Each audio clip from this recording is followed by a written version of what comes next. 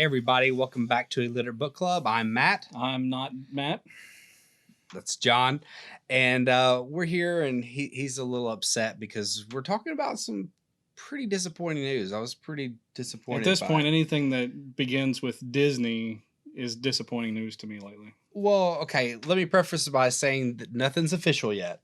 Okay, so we could just be doom and glooming it a little bit. The world is over. Right. So back at CinemaCon, a long time ago which is like the big movie conference, Disney kind of got up there and was stating that, hey, Fox is still going to be its own operating branch, basically, Right. of Disney. We're keeping the Fox brand alive. It was like, yay, Fox. Okay. Right. And, Fox Searchlight is going to definitely stay around still. That's going to be kind of like, I guess we'll see in the future, but for now, Fox Searchlight is going to stick around. But behind the scenes, it looks as though there was kind of a little bit of a teetering, like it was almost like a 50-50 split between, do we keep Fox operating or do we basically just dissolve everything into Disney, the conglomerate? So it was kind of like a 50-50 leaning. Mm-hmm.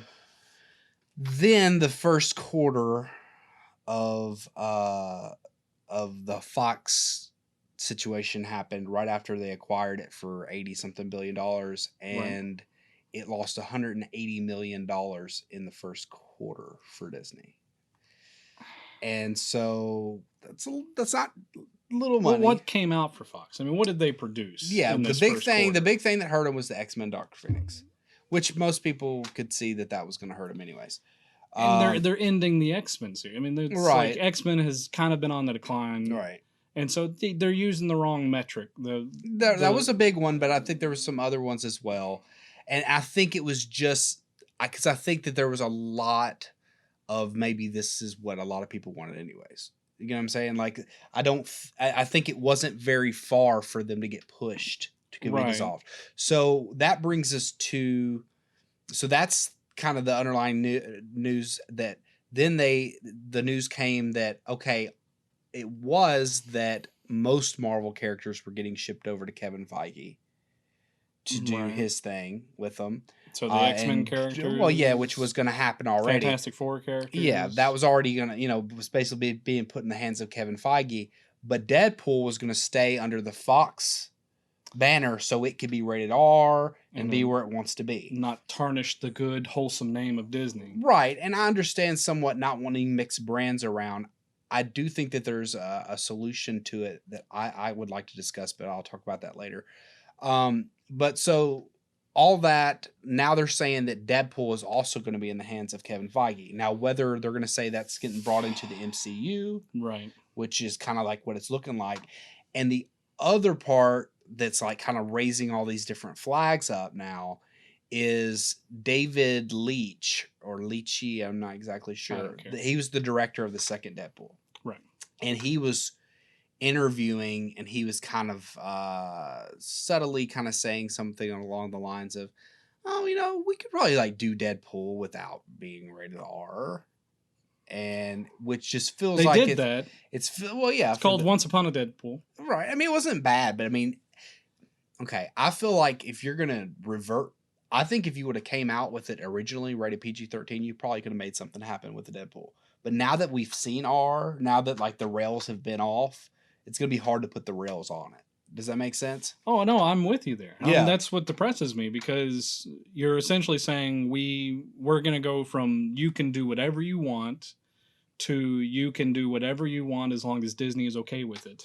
Right. Which is a completely different thing. Yeah. I mean, because it's not even just that it's rated, the R-rated, the PG-13 rating. Yeah. If Disney starts putting constraints on things, there's going to be certain types of humor. Yeah. And certain types of references that they're not going to want to see in a Deadpool movie, even despite its rating, right? Right. I mean, Deadpool's known for just, flying off the cuff, making lots of great references, being very meta. Yeah. And, I don't think Disney's going to... Yeah, irreverent. Disney, Fox was okay with that. Fox didn't care that they made fun of it because they knew they were the ones making the money from it. Right. But, if Disney's going to tolerate Deadpool turning its, his ire and his, wit against them Yeah. inside of a movie. Yeah. Is there going to be a producer coming down saying, hey, you can't make fun of Disney. Hey, you can't make these Yeah. references. And I don't think they're going to be that rigid as far as making fun of Disney. Like, as far as, I don't think that that's the jokes that they would keep out. I think it's the more crude humor. I mean, it's definitely for sure. Humor, yeah. And then obviously, like, if they're gonna, if, like they said, they had Fox there where it was going to be, and that's where they were going to put things under the banner. So here's a little bit. I talked to Ray of like all the down stuff. This is something that's kind of my own idea with it. So they bought Fox and they acquired all of Fox's content, right? Right. For the movies. Yeah, for the movies. And since they're basically going to dissolve basically the Fox brand now, essentially, and maybe have Fox Spotlight, which is kind of like your more Oscar contenders and things like that. They had that Ford versus Ferrari coming out, big Oscar push. If it does really well, we'll probably keep Fox Searchlight. But all the rest of Fox, for what we know, is basically going to go into Disney. Okay? Right. That being said, Fox has a huge, very rich line of properties that are all R-rated, like Deadpool, but the Alien series is another one. There's multiple series. I think Predator was Fox as well. I mean, I know Alien. That's is, what I'm so, saying. Is there? So what I'm saying is yeah. there's multiple, not just one franchise that will be affected if they literally just say this is Disney. Now, what I feel like they should be able to do at this point in Disney's lifespan is that a lot of the kids, like kind of how they're doing with the live action, they're really, you got to see like the demographics that are even going to see Lion King and going to see Aladdin. A lot of times they're in their 20s and 30s and or whatever. Well, we could have a whole nother conversation about the live action remakes. Well, yeah, but they are targeted towards they are people within our group. But that being said, I feel like if Disney looks at that analytics and realizes, okay, we have a large property of R, and what Bob Iger and them talked about, as long as we can separate it, like he even said, oh, we don't mind already Deadpool as long as we can let the consumers know that this isn't Disney, and that's what we were going to use Fox for. What I think that they could come out with is, this is my speculation and my hope, at least my praying, is that they have some form of a different brand that is brought to you by Disney somewhat, but it's like for example, like if you're on if you turn on the Disney Channel, they had like a Disney Channel and then like a XOD or something of that nature that was even for younger children, and they had all these different little subgroups for sub branding. Even within that, you're still talking about sub branding within the child genres, right? But I just feel like if Disney they sub brand within the child genres. I agree with what you're saying, but that's what I mean by, if you look at the demographics of where even Marvel lies, but Marvel you could say is a family friendly scenario. Well, the movies, that's what I'm saying. Specifically that Marvel MCU. But if you look at the demographics of still people that are coming to see that, also people in the live action community, right? To me, Disney's going to miss out on a big niche of people if they just drop all the R content. I think they need to make a separate brand, still Disney, but some, Disney, a Disney adult, whatever you want to call it, brand that, you know what I mean? That they can that's what I'm worried about. I mean, that's my whole fear with Disney is they're not going to listen to people like us. If they're lucky enough to see that they have a market out there for the properties that they've acquired, like you said, I mean, it's not even just Deadpool with his like overt. I mean, to me, when we had Logan come out, the first R-rated X-Men movie after Deadpool, but that was part of the core X-Men group. Yeah, and it wasn't even like a comedic R. It was like a really just a dark story, but super well done. And there's a market because and it's the same as the way we've always struggled with comic book franchises in general, both in print and on screen. Right. Is the fact that you still have people making movies who think that comic books are still a kid's game. Yeah. Right. I mean, yeah, there and always will be the sort of child focused comics out there. But, since the 70s and 80s, there have been stories and more content for people of all ages, and especially people in adulthood looking for darker stories, whether it's scary, whether it's violent, whether it's just, things that you just wouldn't sell to kids in general. Right.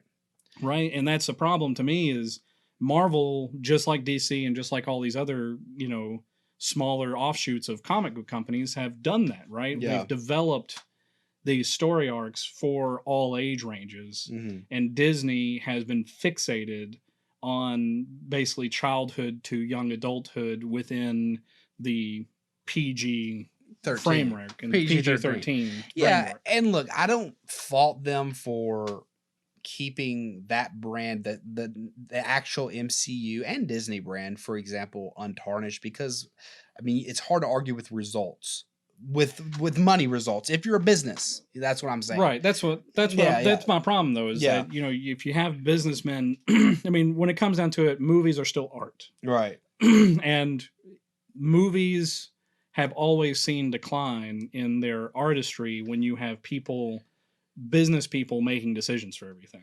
Right. Because business people just want to repeat past successes. Yeah, and it takes people who are willing to take risk, right? I mean, you still need to have that.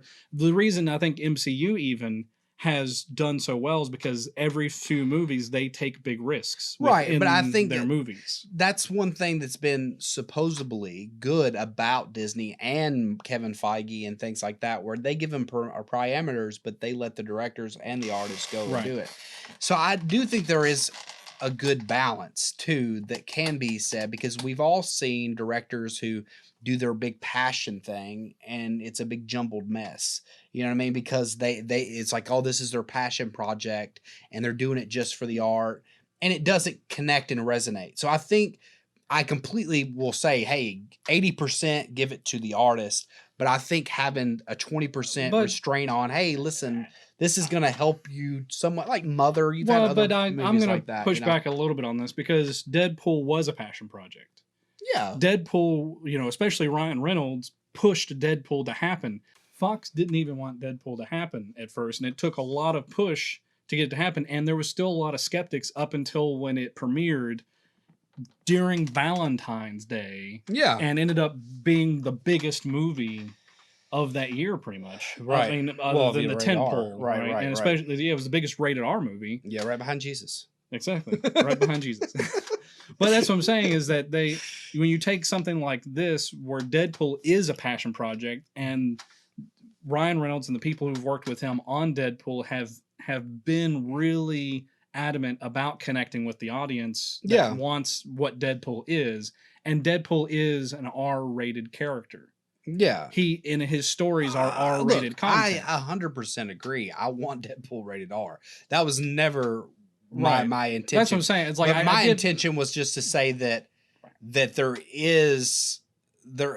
has been. I mean, yeah, there's definitely passion projects that work out, but there's also a lot of times, if you put an artist in a room and like you want them to design your room, sometimes you're going to get a room you like, and then sometimes you're going to get something that and that's it's always a gamble. I'm not saying there isn't a gamble there, and I understand business people, producers, and executives are trying to hedge their bets as best as they can. Yeah, for sure. But I'm just saying, like, when you've got something like Deadpool, a property like that where someone's behind it who's been doing good work, just let them keep doing their good work. Don't put restrictions on them that were not there before. Okay, so this is other good news from at least the initial things.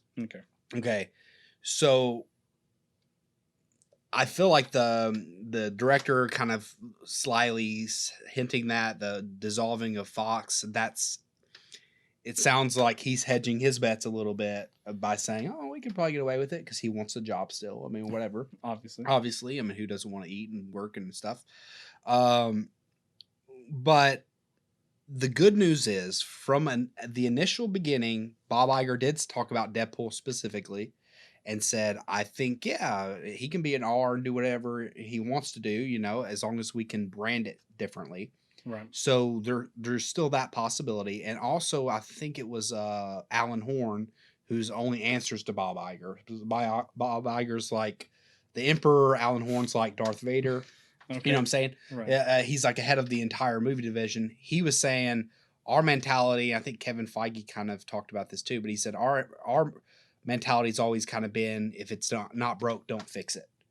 And he said what he specifically talked about Deadpool saying Ryan Reynolds and what they're doing, it's working, it's doing great. Why for us to we don't want to tamper with it. And Kevin Feige, I think, kind of alluded to that a little bit too, saying, hey, that's kind of what they did with us. They came in, they helped fund stuff, but they were like, hey, this is working. Right. Do more of this. And so that all being said, from the previous history, I do look at that as saying, okay, I at least my hope is that Disney has enough business sense, because I think it does make sense as a business to come up with a different brand and to fulfill the promise that they had in the past, right, if that makes sense. Absolutely. And that's my other thing is if Disney's willing to step in and just say, look, we'll fund you, right, you just keep doing your good work. And that's what they've done with Marvel, and supposedly. And if they keep up with that and that mentality, then I think there is a chance that we'll see a lot of great content coming out in the future. Yeah.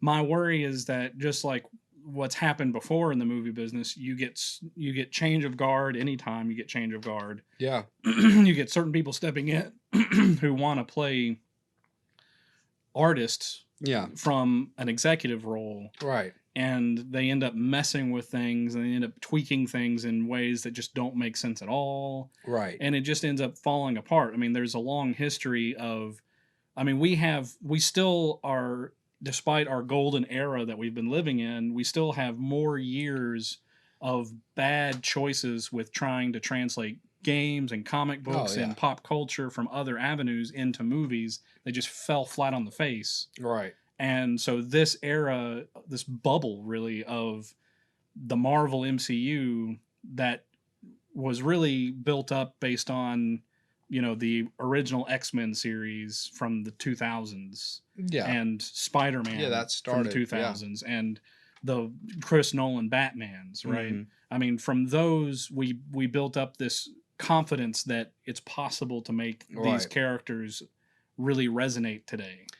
One thing I do think is kind of another side note.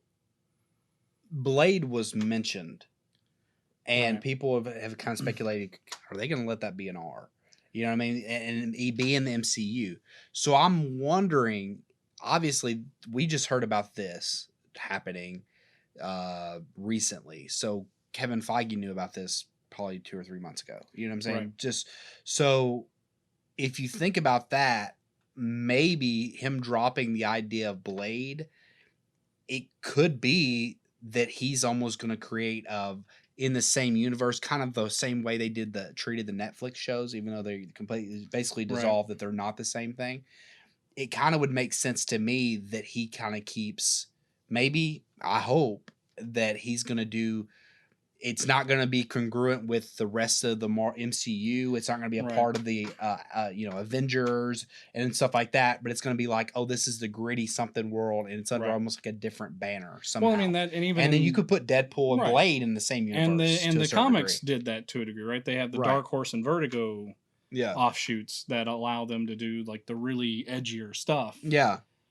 For comics, it makes sense for them to have that for if they're really worried, which I don't think they should be as worried as they are, because I don't think it's, I think when you properly put the information out there, no one's going to take their 5-year-old to a Deadpool movie without knowing what's going to happen there. But that's the only part that if you have it under the, oh, this is part of the MCU. Right. You know what I'm saying? Like, oh, this is going to further the story, the narrative, the way they've been telling it, because each story's kind of further the narrative. And then Deadpool or Blade or whatever is rated R, and then that furthers that narrative. then that's going to be really like it's breaking up. It's like, oh, I can't watch this movie, so I have, you know what I mean? Right. It's just going to break up the flow of it. So that's why I'm thinking and I'm hoping maybe with him announcing Blade as MCU, but at the same time, maybe they're almost creating a subset universe where you can have Blade and Deadpool, because that would make sense to me that they're both rated R. They could definitely play in the same world, and they could even have other characters. Right. To bring in. So, anyways, it's all speculation right now. I'm hoping for the best. I'm being optimistic, maybe overly optimistic. I'm being pessimistic because I don't have faith in Disney right now. Right, and I don't know. The MCU had definitely has been hard to let me down. I definitely see on a business perspective of them, just as far as money goes, they're the head of honchos. So I get that. I just hope that they don't get so greedy that they forget the art, kind of like you said.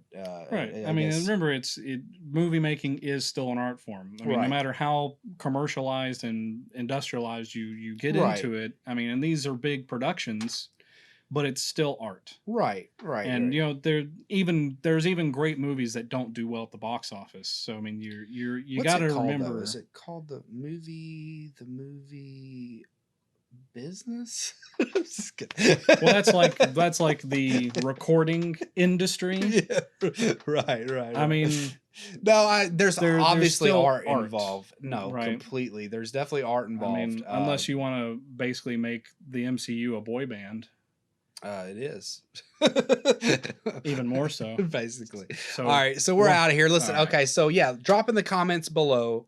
Let us know, what are your thoughts? What do you think some of the solution would be? Are you ready to jump ship and look for the next thing that will actually be good in this world? Are you hopeful? Are you pessimistic? And do you think PG-13 Deadpool would work? I don't at this point. I don't think it should work. I don't want it to work. That way. Like and subscribe. Right. But all I'm gonna say is, Last Jedi. Okay. I mean, my fears. Okay. So. Okay. We love you, Disney. Send us to your resorts, and we will be a shill for you later. Hey, if you want to listen to us. Like and subscribe. See you guys later.